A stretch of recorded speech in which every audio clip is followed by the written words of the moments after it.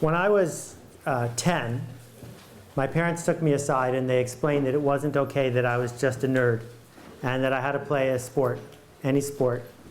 And I grew up in Buffalo. So that meant I had to play hockey because that's the only sport there was. I was terrible at hockey. I'm telling you the God honest truth, I was really terrible at hockey.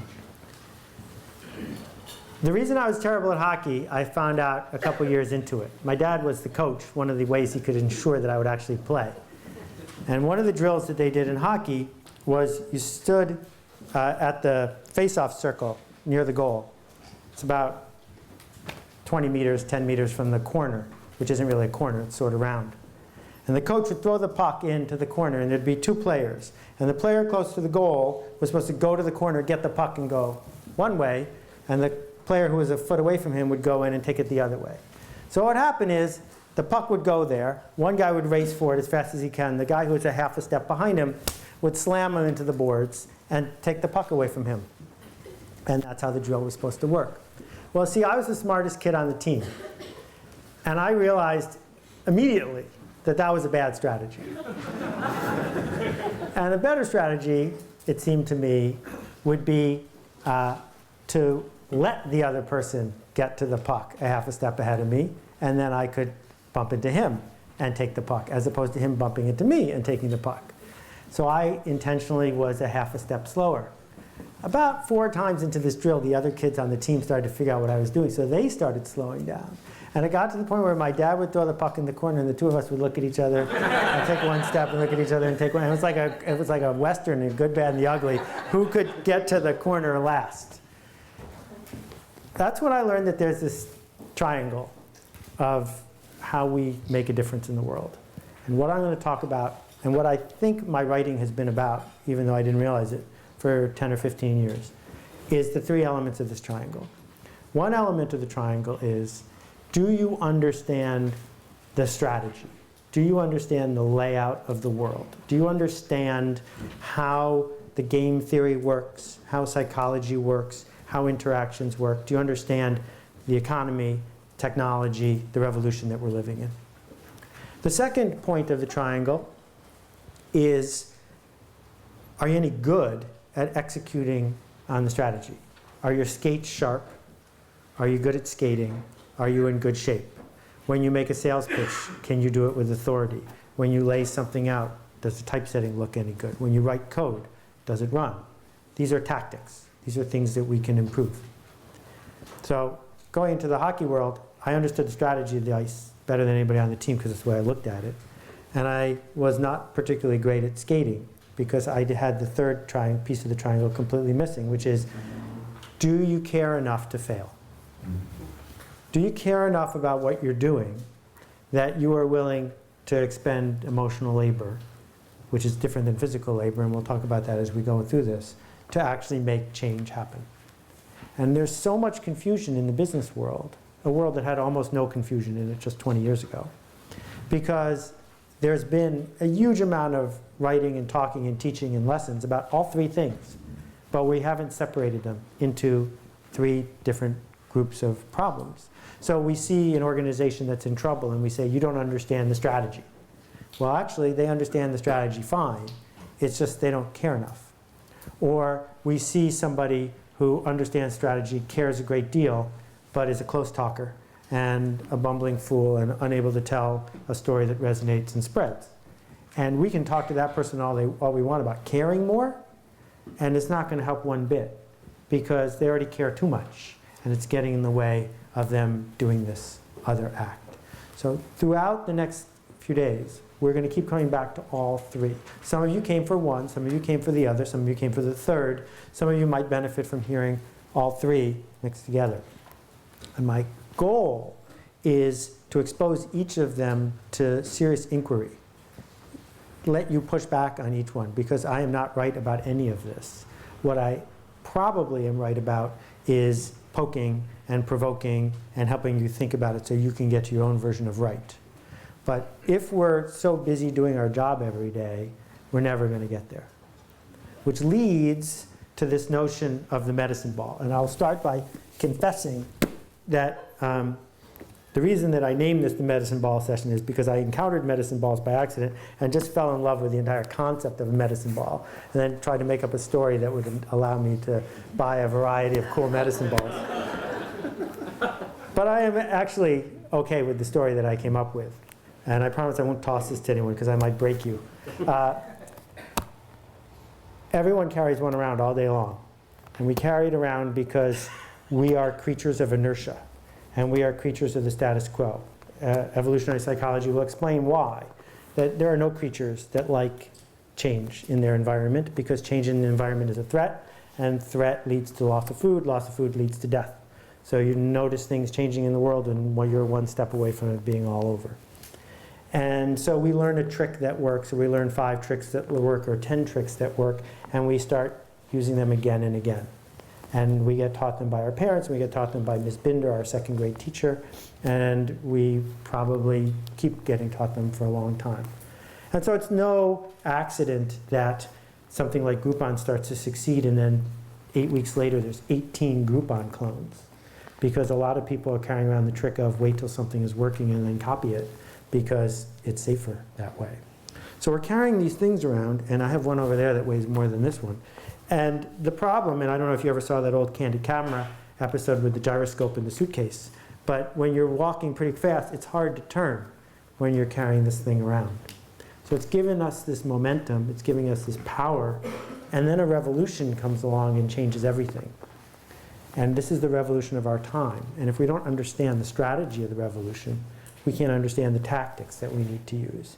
And even if we understand the tactics that we need to use, if we've committed our life to going in a straight line carrying this bag of stuff, it's not going to do us any good that we know what's going on. We're just going to miss it and miss it and miss it again. In my office, it's too valuable to bring over here from across the street. I have a t-shirt that is worth, or was worth, billions and billions of dollars. It's now gone down in value considerably, but that's a story for another day. This t-shirt is a t-shirt I made to promote a book I wrote in 1993. In 1993, I had fast access to the internet. I was hired to write cover stories for magazines about the future of the internet. The World Wide Web had just been born. No one really had a browser. But if anyone could see what was going on, it was me. I was there, I was writing about it. And I saw this, and I said, this is fabulous. I think I understand it, so I'll do what my medicine ball tells me to do, which is I was a book packager, so I'm going to write a book about the internet. That's what I did when I saw an opportunity. So I pitched a few publishers, and one of them said, yeah, please write a book called Best of the Net. And Best of the Net was this incredibly detailed, researched, 250-page book of all the stuff you could find on the net using Archie and Veronica. We didn't even mention the phrase World Wide Web in the whole book. And it took 20 people 6 months to write. It was illustrated. I got paid $80,000 to write that book. And before the book came out, I wanted the sales force to go sell a lot of copies. I think IDG was the publisher. So I went and got these beautiful gray long-sleeve t-shirts made with our little logo on the front and Best of the Net written on the back. And I have one of those t-shirts left to remind me of what I could have been doing in 1993, which is with exactly the same resources and exactly the same set of knowledge, 2 guys on the Stanford campus started a search engine called Yahoo that at one point was worth $80 billion. And there was nothing that kept me from starting Yahoo instead of writing a book for which I got paid $80,000. So that's one really valuable t-shirt. And I keep it as a reminder to myself that we are looking at the world through a lens all the time. And that lens is often influenced by what we came to the room with. The second half of the medicine ball analogy is that the reason people use them to work out is if someone throws one at you, it has an enormous amount of momentum by the time it gets to you. The connection revolution is giving us this huge amount of momentum, that we can now throw something forward, right? So, you know, I met Ruby when she was playing at the Little Farmers Market down the street. And that's a $20 gig or whatever it is, and she gets heard by 100 people. But if Ruby puts one of her songs on the internet, she might get heard by 2 million people. That's giving one individual who's still in high school the ability have a lot of heft when she wants to move something forward. That's brand new. I mean, it was so hard to become an entrepreneur, go out on your own in 1986 when I did. That not only weren't there things to read, lessons to be learned, seminars to go to, people to copy, stuff to learn, but there wasn't this set of tools. If you wanted to do anything, you had to do it yourself at great expense and hassle. Now it's becoming the default choice for more and more people, even people within organizations who have things that look like jobs. So if someone wants to put on a sales seminar, they can put on a sales seminar by themselves without having 18 General Electric coworkers laying out all this groundwork, right? If you want to sell tickets, you can go to Eventbrite. If you want to rent a place, you can find a place to rent it. I mean, go down the list of all of this infrastructure, all of this platform work that's been done that leverages who we are and where we're going. So there isn't a lack of opportunity here. What's missing is that we haven't yet shifted gears enough to get out of our own way and start doing this work, this thing that I'm calling art, which is a form of improvisation. Art, which I wrote about in Linchpin, is this notion that a human being, only a human being, is capable of doing this thing called art. And art has nothing to do with painting. Art is this act of touching someone else through your emotional labor. It's this act of being generous with ideas and structure and connection in a way that has never been done before. Right? So Marcel Duchamp was clearly an artist. He enraged the Dadaist art world by putting a urinal into an art exhibit. Right? First guy who ever did anything like that, a commentary on what is art. The second guy to put a urinal into an art museum was a plumber. And that's a huge distinction. Right? And what we have to understand is that society is lining up to reward people who do this thing that's, I'm calling art. And it has a whole bunch of attributes to it, none of which most of us were taught. Right? That we were taught to receive a map. We were taught to follow instructions. We were taught to ask if this will be on the test. One of the phrases that still sticks with me is in New York City, passing the bar is a big deal if you've just spent hundreds of thousands of dollars on law school. So almost all the top students take a bar review course. And one of the most popular ones was a guy run by a guy named Pieper. And what Pieper would do is he would stand in front of the room, and there'd be 2,000, 3,000, 4,000 people in the room, and he would read from his notes. And everything he wrote, everyone in the room would write down. They paid hundreds and hundreds of dollars for this. He would read from his notes and they would write it down. And then every once in a while he would say, "Not for your notes." And he would tell an interesting anecdote from his life. And the minute that people would say, "Not for your notes," everyone in the room would drop their pen and have a conversation. And then not listen to one word he said, and then he said, "Okay, notes." And everyone would pick up the pen and write it all down. And this notion wasn't completely alien in 1986, that this was not a stupid, ridiculous way to learn anything. What is shifting in our culture and our economy is the death of the industrial age. And that is at the heart of all this shift that's going on. So let me try to explain it to you. Karl Marx and Adam Smith both lived around the same time. And they saw the same device, which was a pin-making machine. And the notion of the pin-making machine was that before the pin-making machine, it took a trained pin maker a day to make 5 or 6 pins. Like in your shirt, pins. 5 or 6 a day. And that's after years of apprenticing. After the pin-making machine, 4 guys off the street with 10 minutes of training could make 10,000 pins a day. That's pretty significant. Well, Adam Smith and Karl Marx looked at this. Karl Marx said, "We are in big trouble, workers, because clearly all of the benefit will go to the person who owns the means of production." Right? If you own the machine, you win. We're going to lose. We need to unite. Adam Smith looked at this and said, "Quick, go buy a pin-making machine." And they were both right. And for 150, 250 years, if you bought a pin-making machine, if you owned the means of production, you won. Announced in the Times this morning, coal mine in, I think it was West Virginia, has to pay a fine of a couple $100 million for unsafe working conditions. The fact that they can afford to pay a fine for a couple $100 million tells us about the value of owning the means of production. The fact that no executives died mining coal tells us about the value of owning the means of production. No coal miner wakes up in the morning and says, I think I'm going to start myself a coal mine. If you want to be a coal miner, you've got to work for the guy who owns the coal mine. So this notion of means of production was built into our economy a long time ago. Henry Ford, in the 1910s or 20s, said to the workers of Detroit, if you're a machinist, you're getting paid 50 cents a day. I will hire you tomorrow and pay you $5 a day if you quit your job. That's a 10x raise in one day. And even though the Detroit economy was better then than it is now, the line outside the Ford Motor Company hiring office lasted 2 days. You had to wait in line 2 days for that interview. That's how many people wanted that job. And why not? It was a 10x raise. But the deal was really simple. He could afford to pay you $5 because you were worth 100. And the reason you were worth 100 is you were on his assembly line, his means of production, and you did what he said. And if the assembly line ran well, he could afford to pay you $5 a day, thus creating the middle class.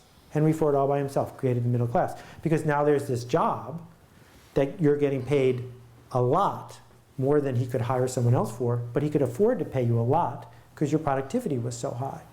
That make sense? Well, Henry Ford became obsessed with this production model because it was so powerful. Understand that a Model T cost 25%, not 25% less, but 25% of what a similar car cost at the time. That was the gap. Henry Ford would sell you a car in any color you wanted as long as it was black. The reason is not because he liked black. The reason is that black paint dries 4 hours faster than any other color. So he could make the assembly line work faster. This notion of working faster, he wrote a 4-page article in the Encyclopedia Britannica about the Ford system. There were Ford shepherds who raised Ford sheep to make Ford wool, so they could weave it into Ford fabric to make Ford seats and Ford cars. He wanted to own the whole process. Well, once you have interchangeable parts, which is key, and you have an assembly line, which is key, the third piece always falls into place. Interchangeable people. Interchangeable people are essential because you don't want the phone system to not work because Mabel didn't come into work.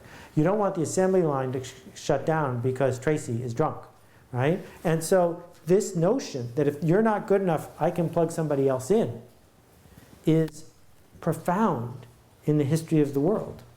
Because this notion of interchangeable people and org charts, try to visualize an org chart for a second. What is an org chart? But nothing but a Lego set for interchangeable people, right? Is why we have public school.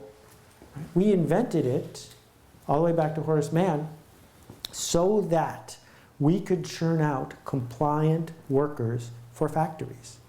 That the Ku Klux Klan actually fought with this notion of child labor. And the reason they did is that the kids were taking their jobs. And so there was this big protest in the 1900s, early 1900s, that kids shouldn't be taking adult jobs. So they made a deal with the factories. They said, give us your kids, and we'll train them so that when they're 18 years old, they'll come back ready to be even better factory workers. And so the whole system has been built from the beginning to churn out this notion of interchangeable workers. So that's interesting, but why is it relevant? It's relevant because the means of production has changed in only 5 years. The means of production has gone from do you have a building, do you have an assembly line, to do you have a laptop? Because if you have a laptop, then you're in the connected economy. And if you're in the connected economy, you have access to the very same tools that every other big company has. You have access to the very same markets that every other big company has. You have access to the same resources that big companies have. So suddenly, owning a building is a problem, not a benefit. Because the guy with the laptop, the woman with the laptop, doesn't have to worry about keeping the compliant cogs paid. All they have to worry about is connection. So connection, if that's the output of the connection economy, is being made by people who own the means of production. Which means that the value of someone who does what they're told goes close to zero, because there's a race to the bottom and a race to the top. And the problem with the race to the bottom, I'm just a little bit cheaper than that guy, is you might win. And winning the race to the bottom is no fun whatsoever. The race to the top is a totally different race. The race to the top says, I can do something no one else can do. I can bring connections nobody else has. I have permission from an audience that you don't have. I can make art. If you want Chuck Close, there's only one Chuck Close. You can find a photographer, an artist who will pretend that they're Chuck Close, but they're not Chuck Close. And this notion that you can race to the top if you own the means of production is revolutionary. And it's going to change everything in our culture. So I've talked about revolution a little bit, so let me get really specific here. I don't know if you've ever seen one of these before, but this is an LP, a record album.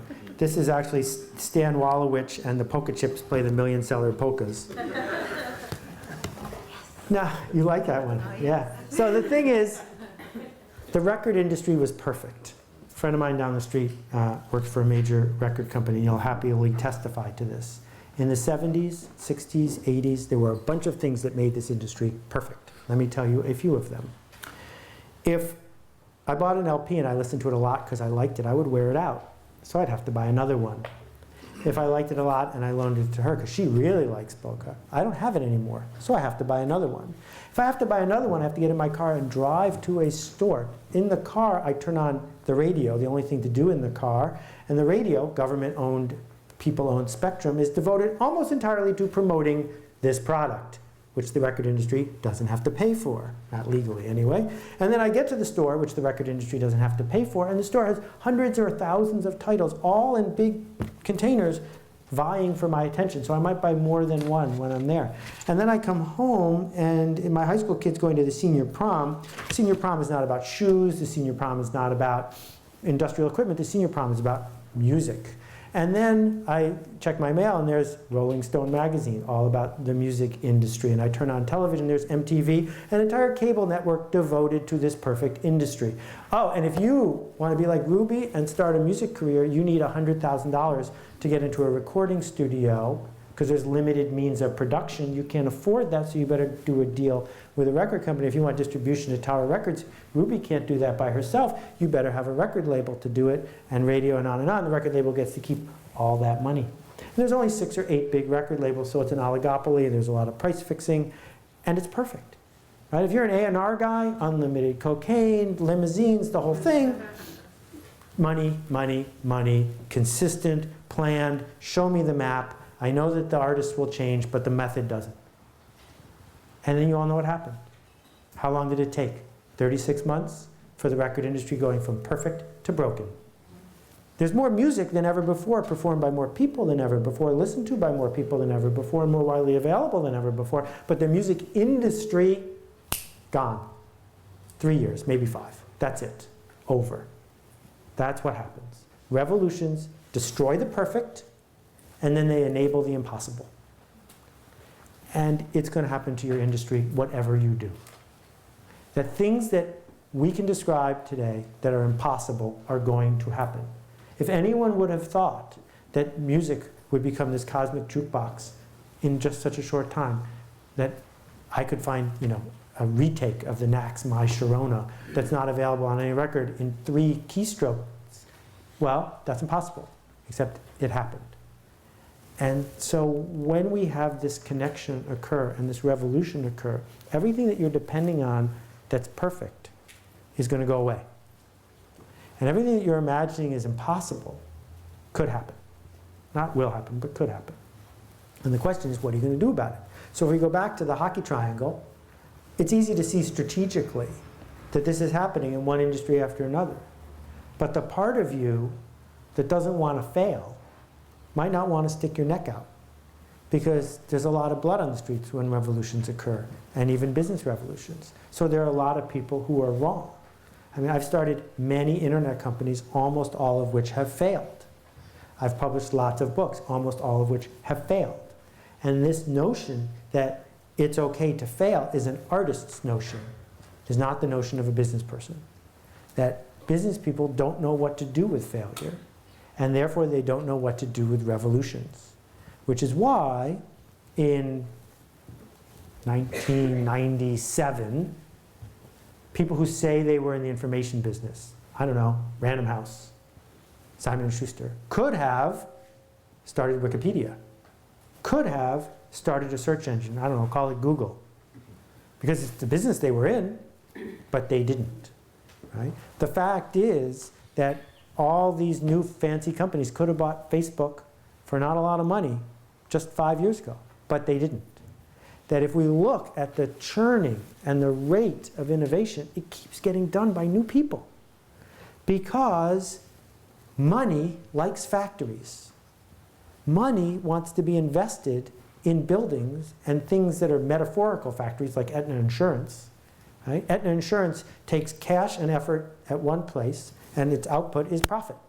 And the goal of the board of Aetna Insurance and every other factory is, how do we consistently do this 5% more every year? Maybe 10 if we're greedy. They don't like revolutions, because revolutions represent a threat to that. So if someone figures out a way to make car insurance work with sensors on the car and attacks at the gas pump, that's bad news for the incumbent, because they're afraid to destroy what they have now. It's perfect. But the outsider says, no, no, no, I'm willing to come in there and do something that will enable the impossible. All of which brings us to Duncan Hines and Betty Crocker. Duncan Hines is real. Betty Crocker is fictional. They're both heroes of mine for one reason or another. Duncan Hines made his living working for Wells Fargo, going city to city, doing various banking-related transactions. At one point, he got stranded in a blizzard in Colorado. He should have died. It was 2.5 days before he found himself back to civilization, having been caught in an old-fashioned car with no heat. He walked into the only diner in town, and the story goes he ordered 8 ham and egg breakfasts and ate every single one of them. He was a good eater. Duncan then became a door-to-door salesman for a printing company based in Chicago. And he would have to drive long distances throughout the Midwest to sell printing to corporations. This is the only way sales got done in the 1930s. Well, one thing you probably don't know about life in the 1930s in the United States is that travelers were almost certain to get ptomaine poisoning eating in restaurants, because there were 2 kinds of restaurants in any town. There were a few, not very many, really fancy places that were known to the locals, where you could get a Delmonico steak. And there were a few greasy spoons near the train station that no one in town would ever eat in. And they didn't have to care very much about quality, because there was no health department, and their customers were leaving town tomorrow anyway. Well, Duncan, as we know, was a good eater. This was a problem for him. So he started taking notes when he was on the road, this is at the age of 40, of worthwhile places to eat. Then, one year for Christmas, he and his first or second wife were cheaping out, and rather than buying gifts, he went to the print shop and printed up his list of recommended restaurants and mailed it to all his friends with a note saying Merry Christmas. Well, it was so popular that the next year when he didn't do it, all these people wrote to him and said, Duncan, where's the list? So year by year by year, the list grew until it became basically Zagat's. And Duncan Hines made the world's first, or America's first, trusted restaurant guide. And then, finally, it was big enough that he quit his job at the printing company. And then he turned around and invented this notion of allowing restaurants he liked to put a sign in their front yard with his name on it, saying, Duncan thinks it's okay to eat here. And they would pay him a couple $100s a year for the signs. And suddenly there were thousands of restaurants paying Duncan Hines hundreds of dollars. And he was in Tennessee, and he had 3 middle-aged women sitting there opening envelopes and cashing checks, and it was all totally by hand, you know, mimeographing up the thing and putting it in envelopes in a 3-ring binder. And the reason that you've heard of Duncan Hines has nothing to do with any of this. It would have all faded away. But what's fascinating to me about the story of Duncan Hines is that he was an impresario. That what Duncan Hines knew how to do was put on a show. That Duncan Hines took these threads of needs and these threads of interest, and he swirled them into something new. And he said, here, buy it if you want. And he did it all with old media. It wasn't until he was in his 60s that a guy finally after years of persistence, said, can I put your brand name on a line of canned goods? Because the quality of canned goods was low, we can raise the quality of food. And it was Dunkin's passion, other than making money, to have people eat better. So the canned goods led to baked good cake mixes. It ended up selling for $1 billion at one point, and that's why Dunkin' Hines is famous. So there's a branding element there too. Right across the street in Minnesota is Betty Crocker. Not real. 1930s, General Mills buys a half hour of radio time because radio hadn't figured out its business model quite yet. And in that half hour, a woman would open letters from readers about homemaking. She was Martha Stewart. And so many letters came in that General Mills hired 250 women, taught them all how to sign Betty Crocker's name the same way. So if you got two letters, you could compare them and they would be real. And built an empire around this notion that average people want average products and will listen to mass media. Mass and average are the same thing. And if they could make average products as the supermarket started to appear, because before that everything was generic. Supermarket was the first time you got to see the stuff in the aisles. So the labeling, the reason Tide looks the way it does, a little aside, is because it was the first soap that was proudly branded at the time. And they haven't changed the label then, which is why it looks so dated compared to lots of other more modern products.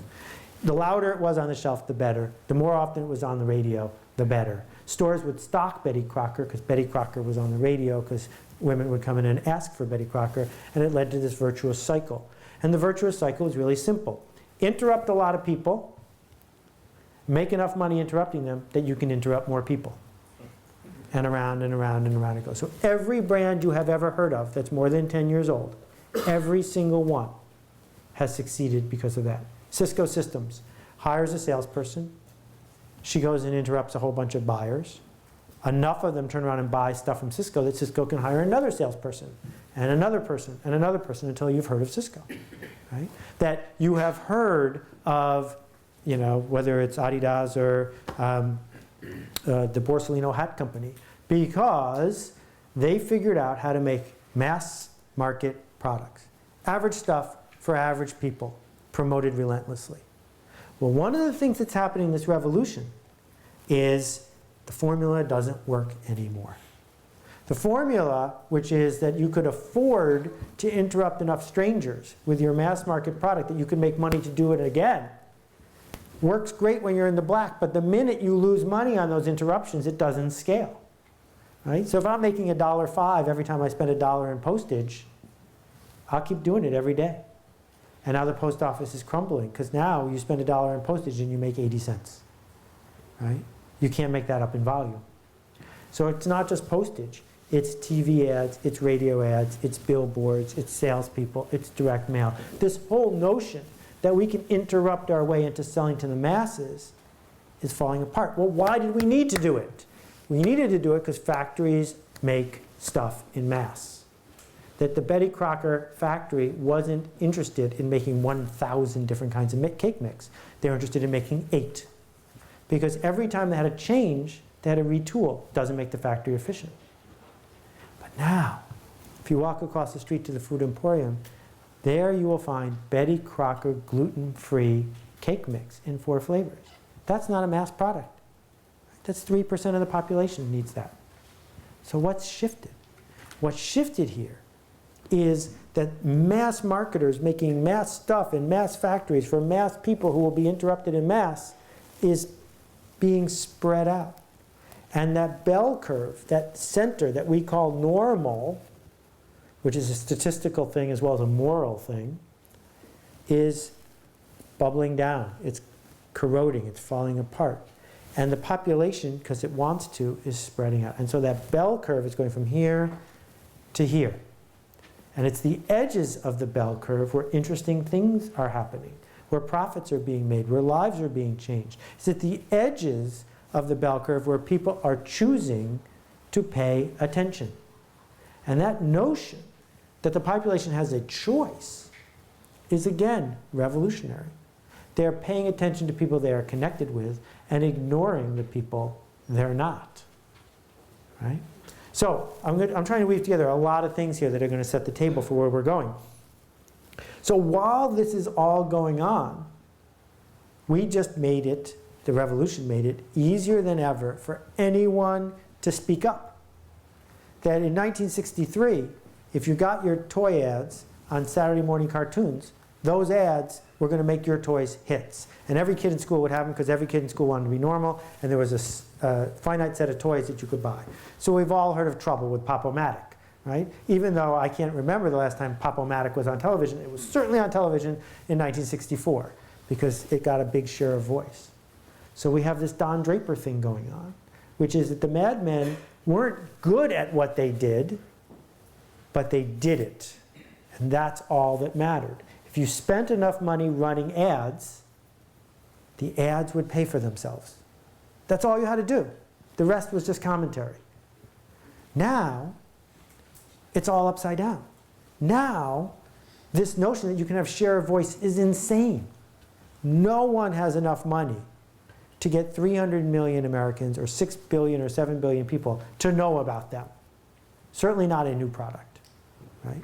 So this idea that you will buy one 30-second ad on the Super Bowl, and that will get in front of 100 million people, and then tomorrow they'll all buy your thing, and you'll be rich, is insane. It doesn't work. It hasn't worked in a generation. But factories who make stuff in mass still desperately want it to work. They still say, but I'm a nickel cheaper. Or they still say, but we're trying extra hard with our creative. Or we've hired 15 people to sit there and tweet relentlessly all day long to interrupt people so that they'll know our brand name. And they're playing the wrong game. They're fighting against the revolution. They're trying to maintain the status quo. And it's just not going to work. So there's got to be an alternative, or else we should just give up. And I think there is an alternative. And it's got a lot of different pieces to it. Some of them are strategies. Some of them are tactics. And all of them require you to be willing to fail, to work without a map. Because the minute anyone, including me, gives you the map, the minute anyone says, do this, do this, do this, do that, then that path isn't interesting anymore. Then you're a plumber. And I'm not going to pay extra for a plumber. So you can understand the strategic layout of what's going on, but no one can tell you the guaranteed set of tactics. And if you came for that, I don't have it. What I can try to sell you on really hard is this notion that if you are waiting for a map, you're going to wait too long. And that if you follow someone's map, whether it's a Subway sandwich franchise that wants you to slavishly follow the book, or some guy who's going to sell you a $1,500 learn at home program, or a dummies book, or anything else, if you follow that map, you're going to get mediocre results because you haven't created anything scarce. Okay, so what's on the map? It starts with this. It starts with the notion that we are all biased and nobody understands the truth. That we label things, and by definition those things are labeled incorrectly because every label has to be wrong. It's shorthand, right? So you can say, you know, that's a pair of Nike sneakers. Well, you've just used two words, Nike sneakers, to characterize a whole bunch of things. Now, your perception of what Nike sneakers mean is completely different from her perception of what Nike sneakers mean. So the sentence you just transmitted probably has some value, but it's not the whole truth because it doesn't capture all these other elements of truth that are present. And we're going to dive really deeply into this. But what we have to understand is this. Everyone is biased about the way they perceive labels. George Lakoff calls it a worldview. The worldview is a set of expectations and preconceptions that you bring before you even see the next thing. So if you show up in a three-piece suit for a meeting in Mumbai, they're going to treat you differently than if you show up that way at Goldman Sachs. Same suit, different reception. Why? If two people watch the next Republican debate, at the end you can give them a whole list of questions and they will disagree about almost everything. Same debate, different perceptions. And we all carry these worldviews with us. What's interesting is they clump. What's interesting is that worldviews clump up. That you can find a whole bunch of people who think that products from Apple are cool, and you can find a whole bunch of people who think that products from Apple are dramatically overpriced and filled with hype. And they are natural groupings. And what marketing is becoming, among many other things, is this notion of telling stories to people who share a worldview. Not to the masses, but to pockets of people who want to hear a certain story, a bunch of labels, and want to hear it in a way that resonates with them. Now that story, I got to be really clear here, better be true. It better hold up to inspection, because if it doesn't, right, then what happens is, you're busy saying we care about your privacy when you use our cell phone, and the next thing you know, people are seeing all these tweets about some thing that's snooping on everybody's cell phone and sending data, whether or not it's literally factual. If the story of the snooping undermines the story of we care about your security, the whole thing goes down the drain. So part of what we need to do as marketers, part of what we need to do as people who own our new means of production, is say, what story are we trying to tell here? And who are we trying to tell it to? So if you ever say to me, this is a story for everyone, I will say, it is a story for no one. Because there is no story for everyone. There are stories that will resonate with clumps of people. Some of those clumps could be quite large. But many of those clumps are actually quite small. I have 1,000 examples. I'll just give you just one. If you looked at the inside cover of We Are All Weird, there's a picture of a Swami from a little village in Bareilly, India, outside of Bareilly, India. There's probably 600 people who live there. There's no electricity. And this guy, everything he owns would fit in a small carry-on suitcase. He has a house, and he is the leader, the yogi, of this, of probably a group of 200 people in the town. Well, when D-Light came to town, D-Light is a company that makes solar lanterns. They come to town and they say to people, look, those kerosene lanterns you guys are using cost a lot of money, burn down houses, give people lung disease. This solar lantern lasts longer, doesn't cost any money to run, won't burn down your house, doesn't cause any lung disease. Now someone like me hears that, I'm in. Because my worldview is, if you can bring me technology that pays for itself in 90 days, that's not going to burn my house down or kill my children, I'll try it, right? But that's not the worldview of most of the people in that village. And the evidence of that is that when I visited that village, only 2 people had one. Everyone had access to it.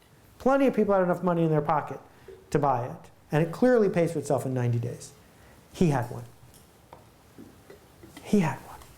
And I'm talking with him and trying to figure out what made him buy it. And he was a very clever marketer, because he understood that if he brought this thing of interest into the community, it would make him more interesting. And he was looking for a reasonably priced way to keep momentum going with his following, with his tribe of people.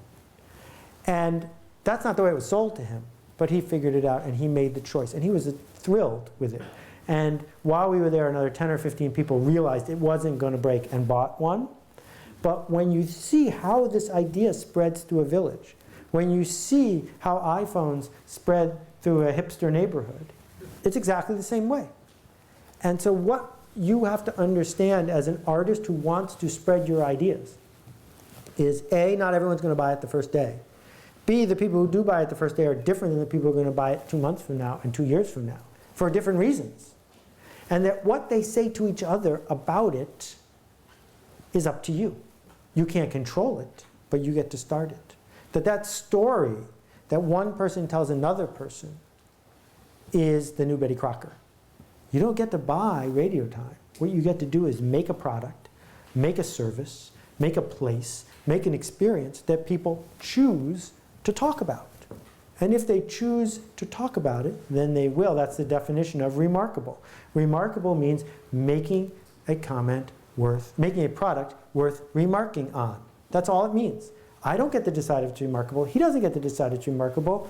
Whoever decides to talk about it, by talking about it, is stating that it's remarkable. Does that make sense? Okay. So we are now laying out this new horizon of what you do all day. And yet, my guess, even though you are the cream of the cream, the most independent, smartest people in your organizations, is that you spend 2/3 of your time answering other people's inbound email, going to meetings, and doing your job. But none of those things are revolutionary. None of those things are moving any of this forward.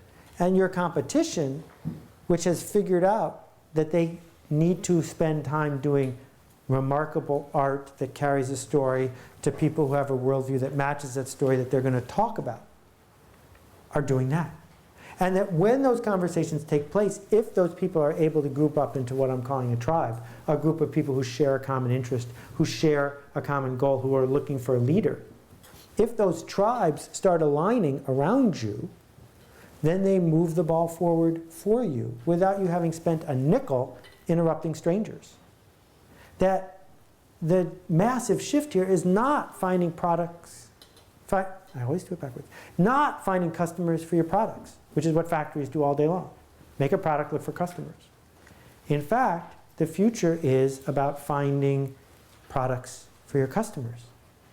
Because if you can keep giving your customers, your tribe, stuff to talk about, stuff that makes their life better, stuff that makes their job better, stuff that gets them feeling like they're promoted, stuff that matches their worldview, if you can make that process advance, then you start to win. You start to make a difference. You start to make an impact. Quick little example here. Does anyone know what time it is? 10:15. Everyone knows what time it is. Everyone always knows what time it is. And 100 years ago, no one knew what time it was.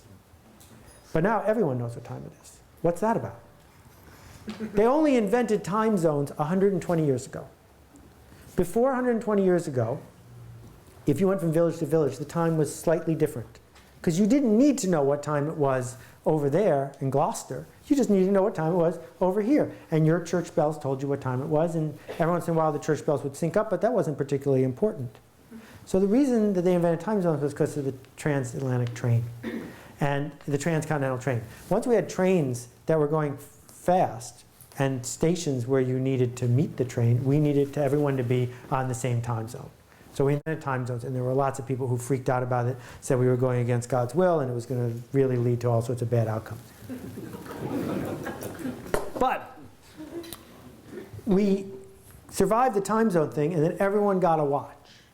And the question is, why does everyone need to know what time it is? We need to know what time it is because you can't have a meeting if everyone shows up at a different time. And you can't run an assembly line if the workers aren't there when the shift starts. So this notion of synchronization, which is at the heart of how we start every day and how we run every day, is factory-oriented. It's all about being there or being replaced and being in sync. But what the internet is doing, what the connection economy is doing, is saying, you know what? It's okay for everyone to be in sync. That's a nice thing. But this asynchronous connection is even more powerful. That you don't have to be present to read the tweet I wrote 5 minutes ago. You don't need to be present to read the email while I'm writing it. That you don't need to be present to read my Facebook update when I'm writing it. That the telephone was synchronous. If you don't answer the phone, failure. Whereas most of what's happening in the connection economy is asynchronous. And so in this asynchronous world, what we've created is this universe for people to go off on their own, figure out that piece of art, figure out that impresario-style way of presenting something to the world, and then seeing if you can help it spread. And that if you can help it spread, then people will come back for more. And this notion that some people will care enough to pay you, that some people will care enough to want you to make the next product for them, is at the heart of who's creating value in this connection economy. And the only alternative that I can think of is that you can race to the bottom. Right? These water bottles, which I adore, were not expensive. And the reason they're not expensive is because of Google, right? A site I did not invent. But I looked for imprinted water bottles, and in less than 2 minutes of clicking, I saved $1,000. Wouldn't you? Like, why would you buy the the first one. You wouldn't. You'd buy the cheap one because they're all busy saying these are all the same. Every site says this one is just like this one, which is just like this one. So without any more knowledge, I'm just going to buy the cheap one, close or cheap. Those are my two preferences if everything is the same. So the problem with the race to the bottom is for a little while you might be able to figure out how to make it a little cheaper than this. But then someone's going to be a little cheaper than you. Now for the typical consumer, this is a boon because suddenly we're not spending a lot of money on anything. But for the economy, particularly the economy in the privileged world, it's a real problem because where are you going to go work? And the answer is with all the money we're saving, we have money to buy other stuff. Typical household in the United States is spending thousands of dollars a year that they don't have on cell phone connection and internet connection because that connection is so valuable to them. And we are paying to be part of the tribe we care about. We are paying for the labels and the memberships that we care about. If I said to you, would you like an invitation to the Allen and Company event in Sun Valley where all the Titans are going to be and it's $1,000, a lot of people would say, sure, I'll take it. Because it's a bargain at $1,000. It might be a bargain at $10,000 or maybe $100,000. Why? I mean, Sun Valley is a lot like other places. What are you going for? You're not going for the air or the snow. You're going for, maybe you'll bump into Rupert and he'll hand you some money. I don't know. But these people will be there. And that's where value is being created. Value is being created when either you connect me to someone or you sell me something that helps in my connection with other people. That this notion of tribes and circles of people who are embracing each other because of their particular worldview, their particular weirdness, their particular point of view, is making Duncan Hines really happy wherever he is under some blizzard, right? Because Duncan Hines wanted to help not everyone, just his people, the people in his circle, the people who thought like him, the car salesman or the guy on the road or whatever it was. And then he wanted to help a different circle of people. But his point of view was singular. There was only one Duncan Hines. There weren't multiple Duncan Hines. Pick the cheap one, pick the close one. So as I'm wrapping up this long arc, what it comes down to is this. This is really bad news for anonymous members of large corporations with a legacy. All of them are in serious trouble. Right? If you think about the people who made a lot of money 15 years ago selling generic PCs, because they were all the same but theirs were a little cheaper, just erase them. Why will they be here in 5 years? It's inconceivable. If you think about the big buildings in New York City where record executives are, who have no idea who buys their music, no connection whatsoever to their tribe, zero. For 40 years, Bob Dylan fans have been writing Bob Dylan fan letter at the only address that's on the box, the only address that's on the label in New York City. And every day, the fan letters come in and they throw them out. And they've been doing it for 40 years, right? All of those people, where's the value they're going to add in 5 years? Where's their legacy? It's eroding. And you go down the list of the way businesses spend money, the way governments spend money, the way consumers spend money. You go down the list of the way nonprofits walk in the world. You think about how you're going to get elected president 15 years from now. Is it conceivable that 15 years from now you'll need $1 billion in TV money to run for president? I don't see how that's possible. So all of this is shifting, and it's shifting really fast. And it's the opportunity of a lifetime. The question is, what are you going to do about it?